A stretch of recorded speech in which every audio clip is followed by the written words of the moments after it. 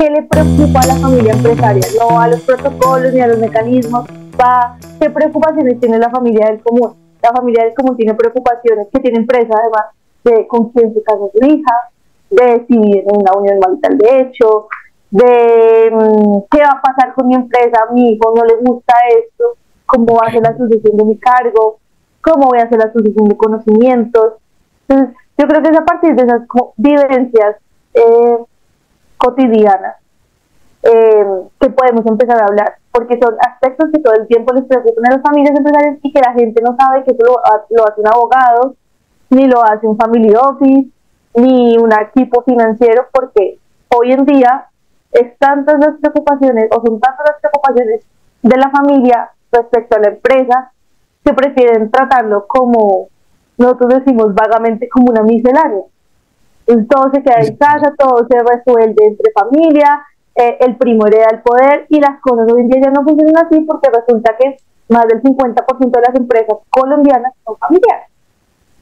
Entonces no podemos seguir tratando a las empresas como misceláneas que se pagan del diario y que simplemente uno hereda el legado del papá que tenía la miscelánea y así continúa. Entonces lo que hacemos es plantear preguntas o situaciones que pueden pasar, y a partir de eso se establece un protocolo de familia que tiene que ver con el derecho societario, cómo se estructura patrimonialmente, porque la gente, lo que tú dices, no entiende, y además es un tema súper desconocido, sobre todo porque dicen, me les meto al rancho, están hablando de mi familia también es mi empresa, todos convivimos en un espacio común, entonces tocan muchas fibras sensibles, y la realidad es que es organizar la empresa de la mejor manera sin alterar los rasgos familiares. Ok. Ese es el objetivo. Bueno, pues te agradezco muchísimo por aceptar nuestra invitación, te agradezco mucho por estar aquí en este podcast. Nos gustaría que hablemos el día de hoy de las empresas familiares, ¿te parece? Sin problema, hablemos de las empresas. Ok. ¿Tú eres especialista en derecho societario o en derecho tributario, Sara? Yo soy abogada javeriana, especialista en tributación de la Universidad de Los Andes. Ok, perfecto. Entonces sabes muy bien y conoces muy bien la parte tributaria, y me imagino que también la parte societaria de las empresas. Correcto, sí. Digamos que ese es uno de los grandes placeres que me ha permitido tener mi profesión, es conocer varios enfoques de lo que pueden ser las empresas familiares en el día a día. Ok, qué chévere, qué bonito. La mayor parte de empresas, yo he escuchado que la mayor parte de empresas son microempresas, ¿cierto? Y son las microempresas las que sostienen la economía nacional. ¿Tú qué opinas acerca de esto? Sin duda, las microempresas son la mayoría de lo que es el núcleo colombiano. Si bien tenemos clase alta, clase media, clase trabajadora, clase baja, las microempresas son las que realmente apalancan como ese crecimiento de la economía. Y esas microempresas principalmente son desarrolladas por familias. Entonces es muy bonito ver que el núcleo de la sociedad como tal se empieza a desarrollar, y no solo piensan en visión de expansión familiar, de tener hijos, descendencia, sino que también empiezan a buscar cómo sostener ese núcleo, y cómo sostener ese núcleo a través de empresas, de emprendimientos, de microempresas, que lo que hacen es contribuir con el Producto Interno Bruto del país, pero además generar oportunidades de empleo que muchas veces no habían sido consideradas, y hoy en día podemos hablar de muchos emprendimientos de esa manera. Empresas que empiezan por la idea de una mamá con la hija haciendo galletas, o los foodies ahorita que están tan de moda para los chicos que van a la universidad y para los que están en el colegio, y todos empiezan desde una idea familiar. Entonces, como tú lo dices, sin duda alguna, eso es un motor súper importante, no solo para la economía, sino para el desarrollo de nuevos empleos. Ah, qué chévere. Yo había escuchado de familiempresas o de las empresas familiares, y bueno, uno tiene marcas que no podríamos mencionar, pero uno ya tiene como ejemplos de empresas familiares que son muy prestantes en la economía. Todas las empresas no son, todas las familiempresas no son así de grandes, ¿cierto? Me imagino que hay familiempresas, microempresas, mediana empresa y gran empresa. Entonces, ¿tú sabes cuál es el porcentaje aproximado que hay de familiempresas en Colombia? Aproximadamente más del 50% son empresas familiares. ¿Y por qué digo aproximadamente? Porque lo que está pasando es que Colombia es un país de creación de empresas. Y a partir de esas ideas innovadoras, no solo por el talante de la gente, sino por el desarrollo que ha tenido en el país, muchas empresas familiares después son compradas por grandes grupos empresariales. Entonces, llega inversión extranjera, llega capital de otros grupos empresariales, y lo que empieza como una empresa familiar ahora se convierte en una gran empresa. Entonces, empezamos con un 50% más, sin duda alguna, de participación de empresas familiares, pero también podemos decir que además de ese porcentaje tan notorio, gran parte de las empresas familiares, que hoy en día son grandes conglomerados, ha sido por ese trayecto, y que han sido compradas y posicionadas por la inversión extranjera. Vale, nos gustaría como delimitar cuáles son las empresas familiares. Es decir, para ser empresa familiar yo tengo que tener un 50%, o bueno, la familia tiene que tener más de un 50% de acciones, de participación accionaria. Digamos que ese es un título que no está constituido como un tipo societario. Tú no ves cuando vas, por ejemplo, a la Cámara de Comercio a constituir una sociedad que te diga empresa familiar. No. Pero normalmente cuando supera, o se habla de una empresa familiar, cuando supera el 50% más de la participación accionaria. Lo que te digo, no es un tipo societario específico, pero se ha concebido así por la composición accionaria, donde tú ves varios referidos con el mismo apellido o que son hereditarios, que tienen el mismo nombre del abuelo o cosas por el estilo. Entonces no es que taxativamente la ley te diga que después del 50% es una empresa familiar, pero digamos que su composición accionaria y sus miembros sí la constituyen en sí misma una empresa familiar. Ok, quiere decir que si, por ejemplo, la participación accionaria de la familia se diluye en la empresa y tiene un 20% de participación, ya no es una familia empresa, ¿cierto? Porque hay muchos más inversionistas y socios dentro de la organización. Tal cual, y porque además van a tener unos intereses diferentes. Normalmente, cuando una empresa tiene otro tipo de capitales o varias familias involucradas, se maneja más como una empresa que como una familia. Cuando la empresa es familiar, se maneja más como una familia que como una empresa. Entonces, todo, en las empresas familiares todos empiezan a tener un papel relevante, porque empiezan a jugar no solo con el patrimonio, que es lo que empezaría uno por pensar que es lo que preocupa a las empresas desde carácter genérico, sino empiezan también a jugar con el afecto. Entonces, el hijo que quiere heredar el puesto del padre, los esposos que eventualmente algún día se separan y ese era su patrimonio, los abuelos que van de generación en generación y resulta que un nieto llega a ser innovador, entonces empiezan a jugar con un elemento adicional y es las relaciones afectivas y las relaciones de familiaridad entre los nietos. Ok, entiendo. ¿Tú cuáles podrías decir que son los aspectos positivos de tener una empresa familiar en Colombia? Yo creo que muchos. Sin duda alguna, hay algo y es el motor de cualquier sociedad. Normalmente uno busca hacer sociedad, uno para desarrollarse profesionalmente, para cumplir expectativas y metas económicas, pero cuando hay una familiaridad, uno trabaja por lo suyo, por su patrimonio, por su vejez. Digamos que ese motor emocional o psicoafectivo hace que las familias se empoderen mucho más.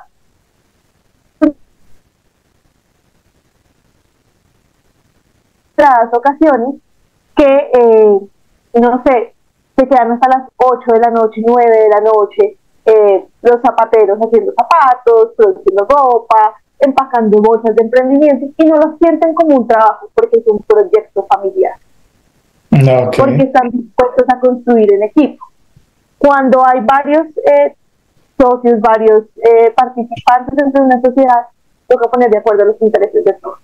Cuando es una empresa, el inicio normalmente de las empresas familiares es todos vamos a hacer equipo, todos vamos a hacer patrimonio juntos. Y eso es muy bonito.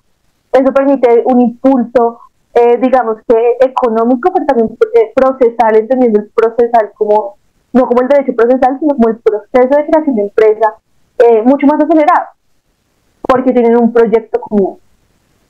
Entonces, eso es sin duda alguna una de las cosas que más destaco, pero así como hay cosas muy buenas, también hay cosas que que pueden ser un poco visibles a la hora de entrar a mirar qué pasa en una empresa familiar. Sí, eso estaba pensando que cuando dijiste, bueno, hay cosas buenas, y es que prácticamente el proyecto de vida se convierte, o sea, la empresa se convierte en el proyecto de vida de las personas, de la familia. Entonces, es muy bonito porque la familia se une, la familia pues colabora con un fin único, pero bueno, ¿cuáles son los aspectos negativos? Me imagino que sí tiene que tener algún aspecto negativo, o sea, económico, legal. ¿Tú cuál creerías que Yo es creo un que más que aspecto negativo, más relevante? yo creo que más que negativo, los aspectos, hay aspectos que preocupan más a la familia empresarial. Ok. Y más que negatividad es preocupación.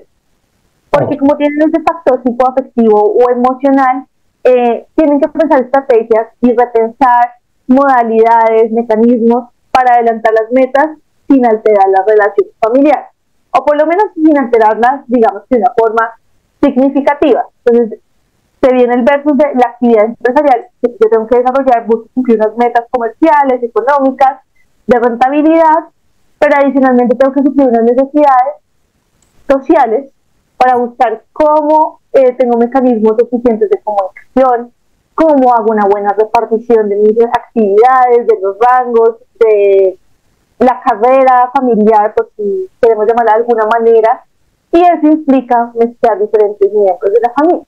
Y quienes han crecido en un ambiente familiar y tienen los mismos principios y valores, está perfecto, y seguramente van a compartir. Pero muchas veces pasa en empresas familiares que no solo son los hijos y los padres, son los hijos, los padres, los abuelos, los primos, los tíos, y no podemos rezar o indicar que todos rezan los mismos principios y valores, ni que están constituidos de la misma manera. Entonces, ese crecimiento familiar, ese crecimiento exponencial de miembros, de nuevos participantes, lleva a replantearse, bueno, ¿qué tengo que hacer para que, no sé, mis hijos se lleven bien con los hijos de fulano? Llega el gran temor de los papás hoy en día y de los abuelos en la tercera generación. Eso es un boom y uno lo escucha en todos lados, porque las terceras generaciones tienen el mal dicho, porque no creo que sea aplicado en todos los casos, nombre de que dañan las empresas familiares, porque no han trabajado la papita, porque no han cultivado la empresa, porque precisamente no han conocido la esencia familiar, los valores, los principios que los fundadores normalmente tienen. Entonces llegan a obtener ganancias, llegan a obtener perdurabilidad en el tiempo, pero no conocen el negocio. Entonces, uno de los puntos más importantes es, ok, tengo una empresa familiar, ¿cómo hago para que perdure en el tiempo? ¿Cómo hago para que se adapte al negocio? ¿Cómo hago para que se adapte a los miembros? Salientes y entrantes, porque así como llegan, pueden ir saliendo de la empresa por diferentes cuestiones. Eso te iba a preguntar, lo de la perdurabilidad en el tiempo de las empresas familiares. O sea, perduran mucho más en el tiempo las empresas familiares que una empresa normal, me imagino, por la unión de la familia. Antes sí, ahora no. Y eso es muy triste. Eso es muy triste porque ese era uno de los puntos que antes más exaltaba a la gente.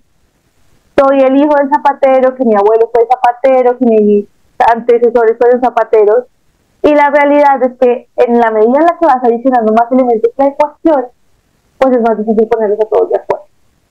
Entonces, si llegan los primos, la perdurabilidad cada vez se hace, porque cada uno va a tirar por sus intereses, va a jalar a cada esquina, y cada uno va a querer adaptar el negocio a sus intereses y a sus visiones de negocio. Sin duda alguna, la tecnología nos ha traído muchas cosas, pero una de las que más ha impactado las familias empresarias y las empresas familiares como tal es, bueno, ¿qué más hago para innovar? ¿Cómo bajo costos? ¿Cómo reduzco procesos?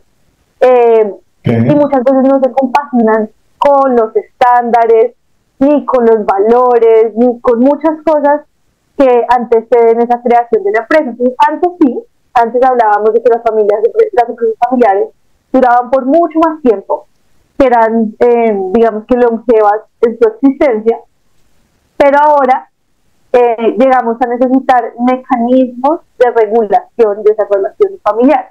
¿Para qué? Para garantizar lo que tú decías, es la perdurabilidad. Sin esos mecanismos, la ley ha creado y que incluso la misma sociedad ha pedido, es que necesitamos que nos regulen nuevas relaciones entre los dos. Si mal lo entiendo, el miedo que tienen las empresas familiares, o bueno, quien ha fundado una empresa familiar, es prácticamente el relevo generacional, ¿cierto? Porque en el relevo generacional se puede perder el ADN de la empresa, la visión de los fundadores, se puede perder absolutamente todo el trabajo que hicieron los fundadores y las personas pues, que estuvieron ahí al principio pues, en la fundación de la empresa, y que hicieron que la empresa pues, sea una empresa sostenible. Para resolver de alguna forma ese miedo o ese temor generacional, del cambio generacional, hay unos ciertos protocolos, ¿cierto? Como tú mencionabas, hay unas normas. Estas normas, ¿dónde están? ¿Cómo se llaman? ¿Sí tenemos normas realmente o no tenemos normas y lo tenemos que hacer mediante contratos, mediante acuerdos internos? Cuéntanos algo sobre esto. Sí. Digamos que, como te venía contando, partiendo de esa necesidad de regular las relaciones intrafamiliares e interpersonales, ha surgido, yo diría que es como una especie de nuevo movimiento dentro del derecho.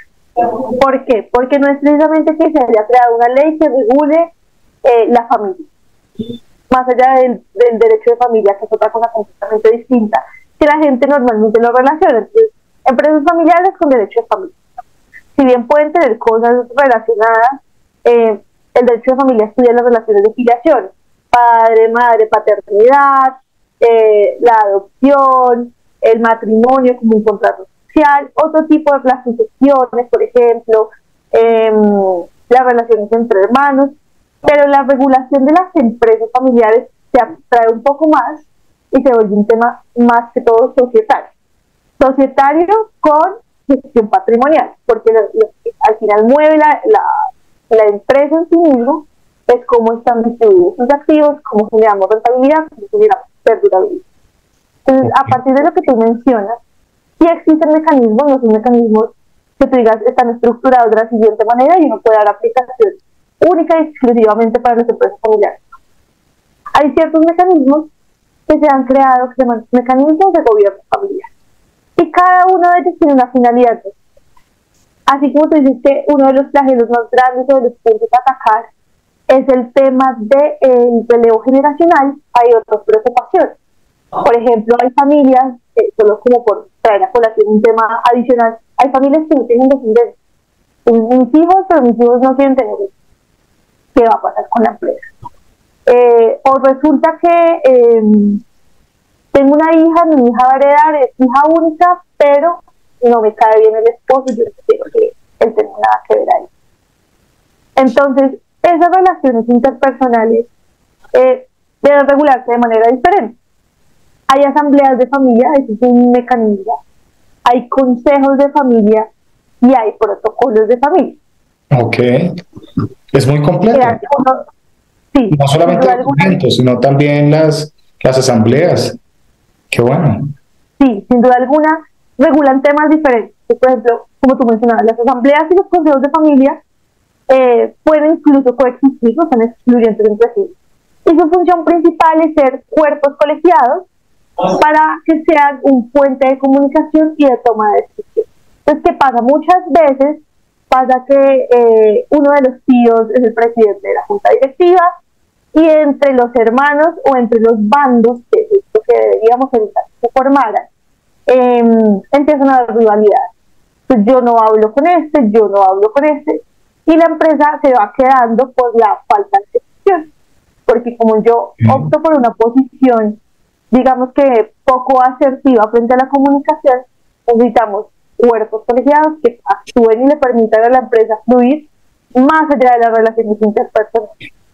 Cuando tú hablas de cuerpos colegiados, quiere decir, bueno, una junta o la asamblea, como tú dijiste anteriormente, una asamblea, pero esa asamblea tiene que tener miembros, me imagino que de toda la familia, es decir, nietos, primos, hermanos, algo así.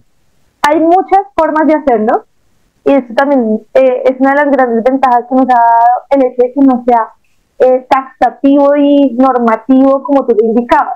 Y hay consejos de familia donde perfectamente pueden estar algunos miembros, por ejemplo, un hijo de cada hermano, son 3 hermanos, y nombran un representante, o tienen que estar todos, o muchas veces incluso nombran un representante de la familia y invitan a otros empresarios del sector que no tengan conflictos de interés, por ejemplo, a formar parte. Entonces se vuelven como una junta asesora o como un consejo asesor. Perfecto, pero se siguen todas las reglas del derecho societario, me imagino. Sí, tal cual. Y respetan el tipo societario que se elija. Si es una SAS, se trata como una SAS, pero que es un mecanismo adicional de conservación y de comunicación. Ok. Evita que entre los miembros, o por lo menos trata de evitar que entre los miembros hayan malos entendidos y que esos malos entendidos impidan que se ejecute comercial y económicamente la explotación de la empresa, como debería ser. Ese realmente es el objetivo. Entiendo, pero es mucho más complejo de lo que yo me imaginaba. Es decir, manejar una empresa familiar tiene que tener tanto el manejo societario, es decir, el manejo legal normal de una empresa normal, y aparte de eso, el manejo del relacionamiento entre la familia misma, ¿cierto? Y al mismo tiempo estoy mirando que de alguna forma estos mecanismos tienen que regular el comportamiento futuro de los integrantes de la familia. Por ejemplo, lo que mencionabas, hay familiempresas en las que los hijos ya no quieren tener más hijos, es decir, ya no hay descendencia. Entonces, este tipo de mecanismos también regulan eso, o los presionan de alguna forma, o si ya no quieren tener hijos, pues me imagino que se acabe la familia empresa y venga otro tipo de accionistas a formar parte eh, de los dueños de la empresa. De hecho, así es. El protocolo de familia, que es otro mecanismo que te había mencionado un poquito al principio, es un acuerdo escrito, a diferencia del consejo y de la asamblea. Es un documento escrito que tiene un poco de esencia de los estatutos de cualquier tipo de sociedad, donde lo que hace es poner normas. Y lo que hace es regular por escrito esas reglas de comportamiento o esas reglas de resolución de conflictos. Entonces, como tú dices, y es una palabra que es clave, antecede cualquier situación futura. O lo que se hace es prevenir cualquier situación futura. Entonces, si yo quiero prevenir la salida o la ruptura generacional porque no hay más a quien yo dejarle mi empresa, regulo, por ejemplo, o puedo regular un protocolo de familia cuando entran nuevos miembros y qué tipo de miembros son. Entonces yo podría decir, en dado caso de que mi hija falte o algo por el estilo, puede entrar mi yerno, o puede que no esté su yerno, sino se abre a terceros que quieran comprar la empresa. O se abre a terceros y a mi yerno, pero se da prelación al yerno por la relación filial que pueda tener. Ok. Tú puedes poner tantas reglas como la familia convenga que son importantes para evitar el conflicto futuro. Ok, te quiero hacer una pregunta antes que se me olvide. ¿Quiere decir que los protocolos de familia o este mecanismo escrito, este documento, tiene que ser personalizado, es decir, para cada familia y para cada familia empresa, ¿cierto? Tal cual. Y de hecho... ¿Cómo se construye esto? Ustedes preguntan a las familias, a los empresarios, o ustedes hacen un estudio previo del comportamiento de las personas. ¿Cómo se hace esto? Nosotros decimos en el ejercicio de la abogacía, particularmente con las empresas familiares, que somos como el sacerdote y como el psicólogo. Todo es bajo la confidencialidad, porque no solo estamos tratando con sociedades, con personas jurídicas o con personas naturales, sino con los sentimientos y los intereses particulares de la persona. Así es, claro. Entonces, claro, la gente piensa, no, es de un formato, como cuando decíamos los formatos Minerva y todos son iguales. No. Los protocolos de familia atienden a las condiciones particulares de cada familia. Tu familia puede ser tú y tu perro. Mi familia puede ser mis papás, mi perro, mis hermanos mi pareja y la familia de mi pareja. Bueno, te voy a hacer meter en un gran lío, o te has metido en un gran lío. Ahora las familias tienen una composición muy diversa, ¿cierto? Hay familias, pues, mi perro y yo, por ejemplo, un ejemplo. Eh, ¿Cómo se hace ahí? Es decir, ¿el perro tiene derechos ya? ¿Derechos societarios o de alguna forma En Colombia no, en en Colombia? Colombia no, Ok, pero si tú buscas y digamos que tienes la oportunidad de revisar en otras jurisdicciones, por ejemplo, la reina Isabel le dejó cualquier cantidad de dinero a sus perritos. wow, Entonces, les dejó un castillo, una manutención altísima. En Colombia eso todavía no pasa, sin duda alguna sí puedes dejar en tus disposiciones testamentarias o cualquier tipo de mecanismo que te gestiones de patrimonio, que le pagas algún seguro al perrito o algo por el estilo, pero digamos que derechos societarios o derechos económicos derivados de una empresa familiar, pues no conozco y no he visto hasta el momento y entiendo que no está permitido en Colombia, pero en otras jurisdicciones han sido mucho más abiertos y sin duda alguna yo creo que es una tendencia que va a abrirse. Cada día estamos más abiertos a, pues, a que los seres sintientes, llámese como se llame, perros, gatos, animales de compañía, tengan pues, un papel más importante dentro de la sociedad. Y eso implica que se vuelvan un miembro completo y con derechos y deberes de la familia. Esa es una posición que ha sido discutida, pero que a día de hoy solo entendemos miembros familiares como las personas futuras. ok, ok, perfecto. Pero lo que te digo, puede pasar, por ejemplo, que en un protocolo de familia te digas, no, es que el esposo de mi hija definitivamente no quiero que nunca se vincule con la empresa. O ha pasado muchas veces en conflictos de interés. Entonces, resulta que yo me caso y mi papá tiene una empresa de gaseosas y el papá de mi marido trabaja en la competencia. Ok, Entonces, bueno, la verdad es que no quiero que mi marido, por más de que sea mi marido, se vincule a mi empresa familiar, porque bien o mal tendrá una relación con su padre de filiación y podría llegar a compartir cualquier tipo de información que para mí sería un conflicto. hay un gran conflicto de intereses, puede haber fuga de la información, pueden haber muchísimos eventos que ponen en riesgo todo el capital de la empresa, ¿no? Sin duda alguna. Entonces, ¿qué te permite el protocolo Es de decir, familia? uno no está obligado a ingresar al, al, al, al, a la sociedad de la empresa si uno es familia. Por ejemplo, yo soy hijo de una persona que tiene una familia empresa. Si yo de alguna forma me involucro con otra empresa del mismo sector y tenemos conflictos de intereses, pues yo no tendría como derecho a estar allá y a estar acá al mismo tiempo.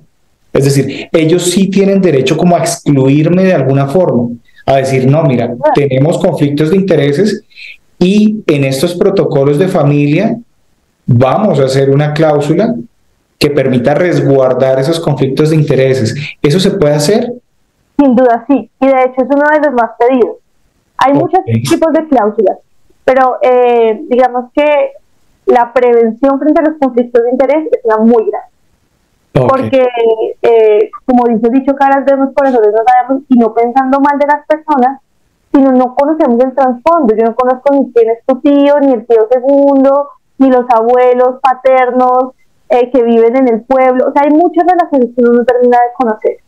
Y el día de mañana, cuando se habla de patrimonio más familia, puede ser un punto de quiebre muy importante. Entonces, este tipo de mecanismos conllevan una serie de beneficios y es la anticipación a una serie de situaciones de órbita común del ser humano que uno cree que son impredecibles, pero que son totalmente predecibles. Ok. Entonces, evidencia entonces la importancia de que tengamos buena comunicación, tengamos buena planeación, pero adicionalmente tengamos reglas claras. Que tú puedas saber quién puede entrar, si todos tienen los mismos derechos. Pasa muñas veces que dicen, no, Yo creo que las terceras generaciones, como no lo trabajaron, como vienen de una empresa ya hecha, no tienen tantos derechos, solo tienen voz y no voto. Ah, ok. Pueden limitar sus derechos. O, no, yo creo que deben tener voz y voto como cualquier otro tipo de familiar vinculado en la composición nacional. Entonces, tú puedes limitarlo tanto como tú desees. Lo importante es poner a todos los miembros, digamos que en un acuerdo que les favorezca a todos, que se sientan respaldados y que vean como ese foco común, para tener, pues digamos que esa serie de preocupaciones, como le llamaba al principio, más que puntos negativos, cubiertas. Ok, ok. Y ven, bueno, ya habíamos hablado que sí, bueno, que la sociedad familiar o la empresa familiar se puede manejar o se tiene que manejar desde el derecho societario normal, común y corriente. Para que algunas personas tengan voz y no voto, también sigue las mismas reglas del derecho societario normal. Sí. Así como hay derechos y no O todos hay, perdóname, o hay alguna decisión caprichosa, es decir, cuando hablamos de este tipo de protocolos, puede haber alguna decisión caprichosa, es decir, que diga, nosotros decidimos eso por ti, de alguna forma para resguardar los intereses comunes. claro, si por ejemplo la empresa es de tus papás y tus papás deciden deliberadamente que tus hijos, o sea, la tercera generación, no va a tener voz ni voto, ni siquiera han nacido, están Sí. proyectándose a futuro. Y pueden decidir, porque la composición accionaria, las acciones, la titularidad de sus derechos, sobreviene el poder de decisión. Es de ellos, Entonces, pero es de cuando ellos, es tal una... cual. Ok. Entonces, ¿qué pasa? Y pasa mucho, por ejemplo, que hay empresas que tienen un mecanismo y no los otros. Por eso te decía que no son excluyentes entre sí. No, yo tengo un consejo de alta gerencia, pues vienen terceros y me acompañan y me dan ciertos consejos, pero también tengo un consejo de familia con un representante de cada generación o con un representante de cada familia, de cada núcleo familiar de esa gran familia, pues no tienen protocolo, pues no queda por escrito. Entonces la exigibilidad de ese tipo de decisiones se vuelve más compleja. Por eso es que los protocolos de familia, por lo menos en los últimos 10 años, han sido un mecanismo interdisciplinar de como de expansión para los abogados, porque involucra sociedades, involucra tributario, toda la organización patrimonial de los es súper clave, involucra temas de familia. Hoy en día, no sé si lo has escuchado, cada vez se habla más de las family office. No lo he escuchado. ¿De qué se trata el término? Las family office son, digamos que conglomerados o la unión de varias profesiones, abogados, contadores, financieros, que lo que hacen es buscar cumplir los deseos de la familia a través de esa empresa. Okay. Entonces nos asesoran para que patrimonial y gerencialmente puedan cumplir sus objetivos. Entonces ha llevado a replantearse muchas profesiones, a pensar que los abogados que trabajan con abogados, que los contadores trabajan con contadores y que la empresa tiene su gerente y todos son cuerpos así. El Family Office lo que busca es estructurar herramientas, sobre todo, y mecanismos de comunicación y concertación que te permitan a ti que la decisión del abogado no impacte negativamente en los estados financieros, que no vaya a haber un incumplimiento contractual frente a sus responsabilidades, que tampoco se vaya a salir del core del negocio. Entonces, eso ha llevado a que cada vez más tú encuentres conceptos de familia. Es una family office, cuerpos interdisciplinarios. Ya no solo hablamos de abogados de familia, abogados tributaristas, abogados societarios, contadores financieros, no. Una mezcla de todo al servicio de la familia. Ok. Está muy interesante. Bueno, me imagino que en este tipo de familias, pues cada quien pone su profesión, ¿cierto? Al servicio de la familia empresa. Puede ser cualquier empresa, es decir, de cualquier sector, cualquier industria. Sí, y que así lo deseas, ¿no? Porque lo que tú decías, muchas veces simplemente yo tengo la posibilidad de heredar en algún momento de mi vida la empresa familiar, pero resulta que yo soy abogada, a mí no me gusta eso. Ok. Puedo tener las acciones, puedo tener la titularidad de esos derechos, pero resulta que yo nunca quiero contribuir porque no me siento bien trabajando en familia. Y es una posición que cada día es más común. Uy, no, familia y negocios juntos, uy, no, no van de la mano. O, uy, no, yo me curo en salud porque a mí me encantaría seguir viendo a mis tíos en las novenas y no tener ningún problema en saludarlos y compartir con ellos un rato ameno. Mientras que si tú mezclas familia y negocios, pueden mezclarse los cables y ser, digamos que, de conflicto futuro. Sí, uno puede mezclar las cosas y bueno, se daña el negocio, se daña la familia también. Tengo una pregunta que me parece importantísima. Cuando hablamos de protocolos de familia, ¿estamos hablando de alguna forma de sustituir los estatutos de la empresa, los estatutos de constitución, o de hacer alguna modificación a los estatutos, o es algo complementario? Sí puede pasar que se modifiquen los estatutos, que por decisiones familiares tú modifiques los estatutos en cierta medida, aumentando el capital, por ejemplo, porque uno de los objetivos de la familia es que cada uno tenga la misma participación accionaria y resulta que el 50 no es. O, no sé, que cambien el tipo societario porque la realidad es que con la llegada del primo tercero necesitamos que sea más flexible, entonces cambiamos de una anónima a una SAS. Sí puede pasar que la consecuencia de las decisiones familiares implica una modificación de estatuto, pero ni suple ni se relaciona directamente con la sociedad. El vehículo societario sigue siendo el que tú escojas. Okay. Y las reglas de la sociedad van a ser las. Pero el protocolo de familia lo que va a hacer es guiar ciertos vacíos que normativamente los estatutos no permiten llenar. Eso te iba a preguntar también, ¿por qué llegamos a hacer protocolos de familia? ¿La ley lo dice así, lo ordena así, o es por todos esos vacíos y esas zonas grises que tiene la ley? Más que vacíos es porque la empresa no estaba pensada para que fuera el núcleo de desarrollo familiar. Okay. Entonces, digamos que esos mecanismos que te vengo hablando de estructuración, de concertación entre las familias, como el protocolo, surgen para poner reglas frente a vacíos más que normativos, vacíos futuros. Entonces, es como cuando el abuelo dice, mejor curémonos en salud porque el día de mañana pasa algo, y más que la ley no te pida a ti que regulemos la relación entre primos, tú prefieres regularla porque el día de mañana no sabes si tu primo tiene otros intereses. Okay. Es a partir de esas relaciones personales intrafamiliares que surge la necesidad de decir, ay mira, yo no quiero pelear contigo porque tú eres mi familia, porque te quiero, porque te estimo, porque la familia es para toda la vida y prefiero las reglas claras desde el principio. Entonces, yo sé cuáles son mis límites, sé cuáles no son mis límites, sé hasta dónde puedo abusar, porque el abuso es una palabra clave en estos protocolos de paz.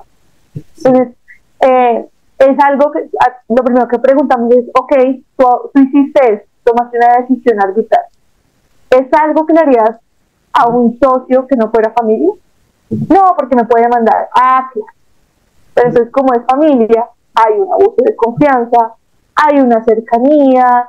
Por ejemplo, todo el tema de préstamos entre empresas familiares, préstamos de dinero mutuos, como se llama, por la norma, es un rollo. Entonces, no, yo no voy a pasar la contabilidad sobre eso porque le estoy prestando a mi tío que me va a robar 2 millones de pesos.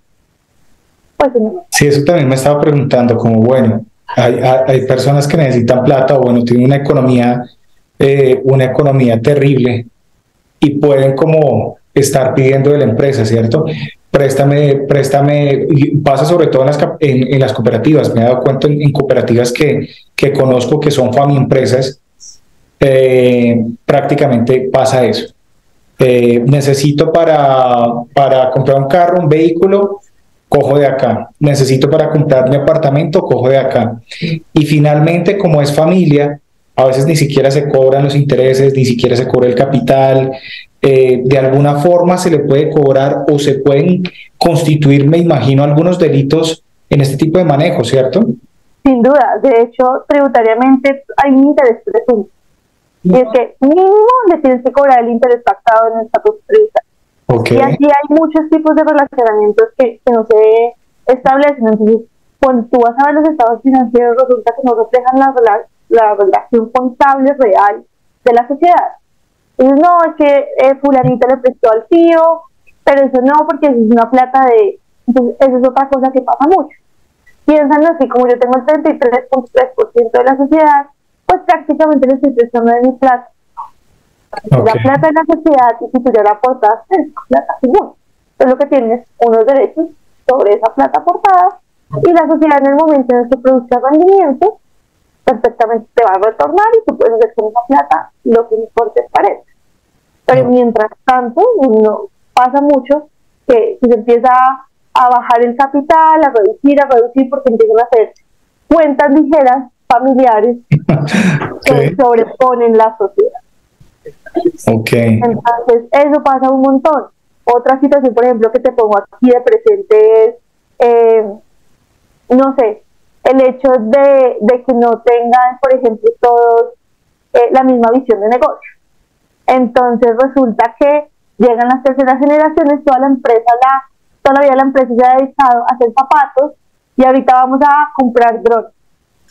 Okay. Ese tipo de relaciones, ese tipo de decisiones de valor se pueden regular por los protocolos de familia. Entonces, yo puedo poner cláusulas que daten que si quiero hacer un proyecto, puedo hacerlo de estas maneras, que si quiero tengo que pasar, no sé, por ejemplo, mecanismos internos de regulación. Si quiero presentar un proyecto de innovación, debo cumplir con esto y esto. Si voy a vender mis acciones, puedo hacer esto.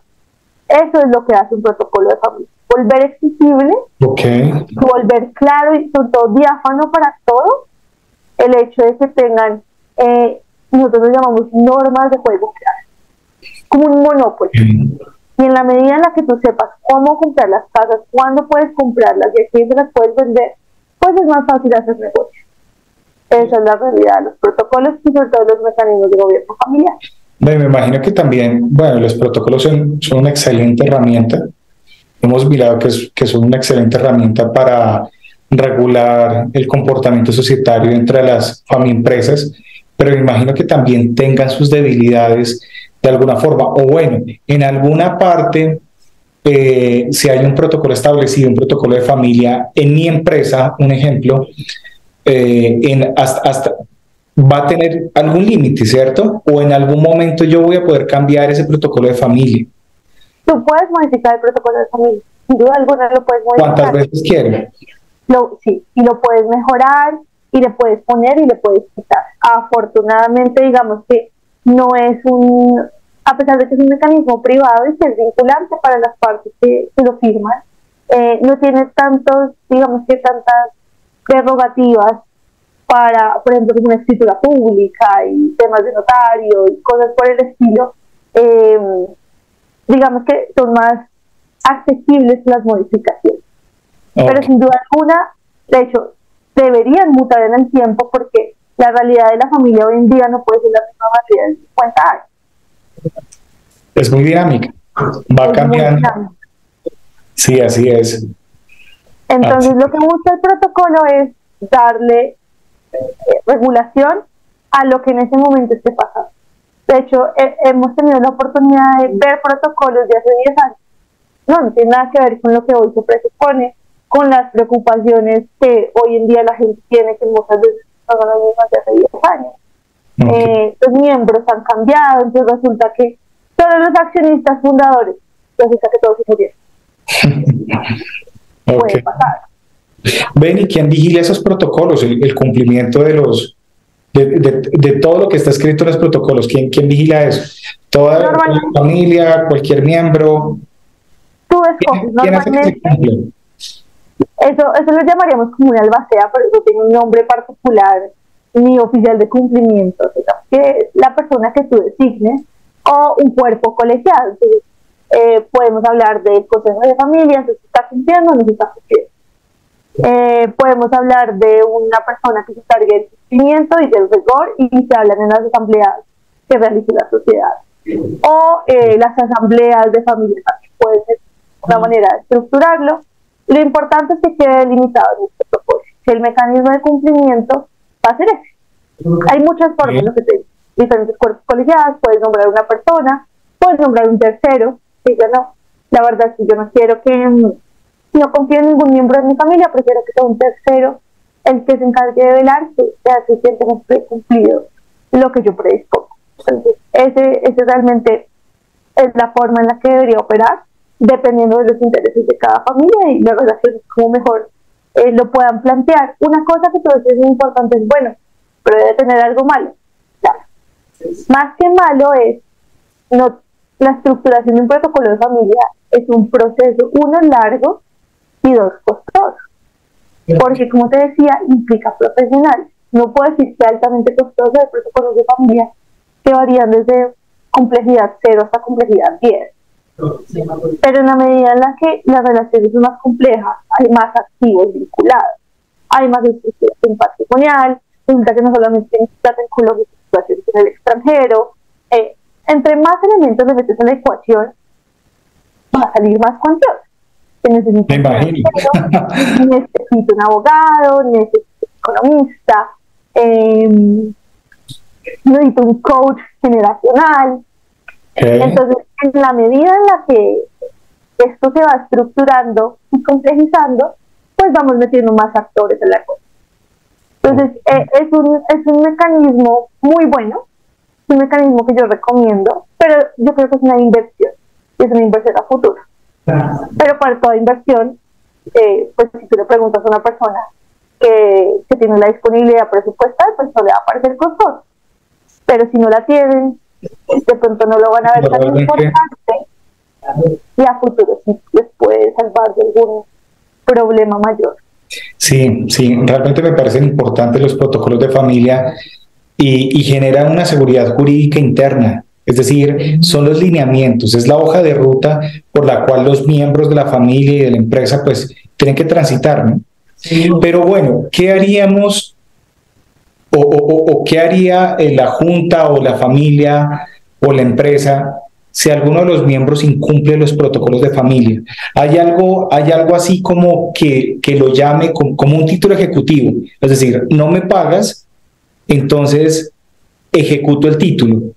¿Hay algo así dentro del protocolo de familia o cómo haríamos para que se llame al cumplimiento? ¿Hay alguna sanción, multa? No como un título ejecutivo, no como un proceso como la gente podría pensarlo, pero sí podríamos hablar de causales de incumplimiento y régimen sancionatorio. Ese puede ser uno de los muchos capítulos que tiene el protocolo de familia. Okay. Entonces, por un tiempo pierdes derechos de participación, entonces no, o tienes voz o tienes voto, o no recibes, no sé, estoy especulando, pero se pacta que no recibe utilidades al final del año, o que pueden llamar eventualmente a una junta extraordinaria e imponerle algún tipo de sanción pecuniaria, algo por el estilo. Okay. Entonces, eso también puede y debería estar regulado dentro de los protocolos. Porque como lo que te digo, es un documento privado, es un documento interno, es un documento súper familiar, entonces exigirle o mostrarle a un juez que haga cumplir lo que yo pacté con mi esposa, mi hija, el perro y el marido, pues digamos que es difícil en el entendido de que no cumple más allá de la voluntad de las partes, y pues es un contrato, claro, es un contrato para las partes y es vinculante para ellas, pero no hay un mecanismo ni clausulados específicos que te digan a ti, sí, preséntemelo y le quitamos su participación o algo por el estilo. No, a la fecha no hay nada parecido. ¿Cómo hacemos para digamos que para la vinculatoriedad al tema? Es generando capítulos adicionales, acápites adicionales, régimen sancionatorio, régimen pecuniario, régimen social, no sé, por ejemplo también hay sanciones de no puedes trabajar acá. Entonces, okay. Limitación de... Es decir, sí se pueden... Sí. sí se le puede dar herramientas al protocolo de familia para de alguna forma generar una fuerza coercitiva para el cumplimiento del mismo protocolo, ¿cierto? Sí, sin duda ese es el objetivo. No, que sea tan relevante para la familia que no pase a ser el simple mensaje del abuelo. En el libro que te comentaba hace unos instantes, que se escribió con la firma y con el César, hay un capítulo que se llama El mensaje del abuelo. Y el mensaje del abuelo traduce todos los principios, valores, fundamentos de lo que es la empresa familiar y lo que es la familia.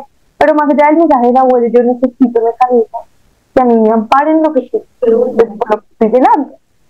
Okay. Es mi estructuración de negocio.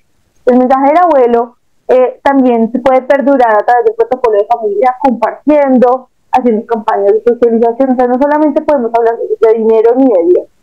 Podemos en el protocolo de familia incluso exigir que se haga una reunión cada 20 días en honor al abuelo para jornadas de reflexión.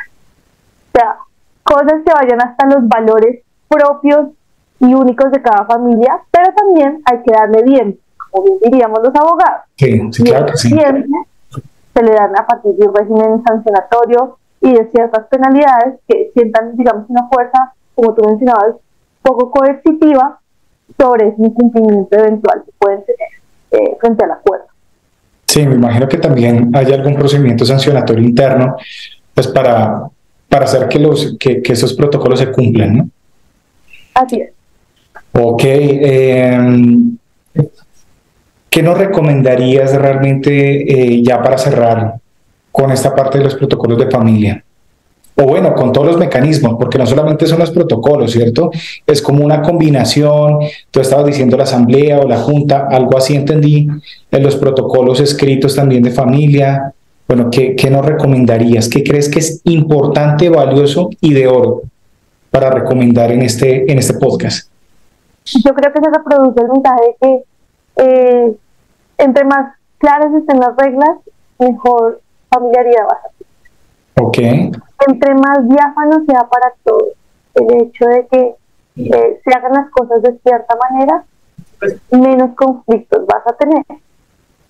Y eso va a hacer que tu familia esté feliz, pero adicionalmente que tu negocio tenga una visión de empresa sin que las relaciones interpersonales e intrafamiliares puedan afectar el desarrollo de la vida. Entonces, mi recomendación es, indistintamente del mecanismo que tengan, si tienen una empresa familiar, no vean la muerte como el momento último para organizar su patrimonio.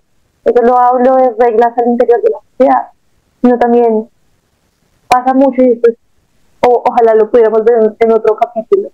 Pero yo tengo que esperar a estar en las puertas de San Pedro, en el cielo, para organizar mi vida patrimonial. No, hay muchos mecanismos económicos, el testamento, la fiducia.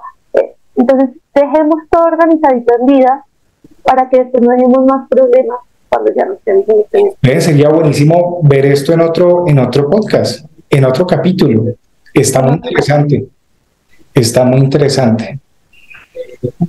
Bueno, Sara, te agradecemos muchísimo por aceptar la invitación al podcast. Y también te agradecemos por sacarnos de toda esa ignorancia frente a los protocolos de familia, frente a las sociedades de familia, a las empresas. Y bueno, esperamos tenerte en otra oportunidad. Te agradecemos mucho, le agradecemos mucho a Del Hierro Abogados también por haber generado este espacio para hablar de este tema tan importante. A ti, muchas gracias, Alexis, por darnos siempre la oportunidad de hablar de temas innovadores, de temas que nos apasionan y por democratizar cada día más el derecho. Muchas gracias. Saludos.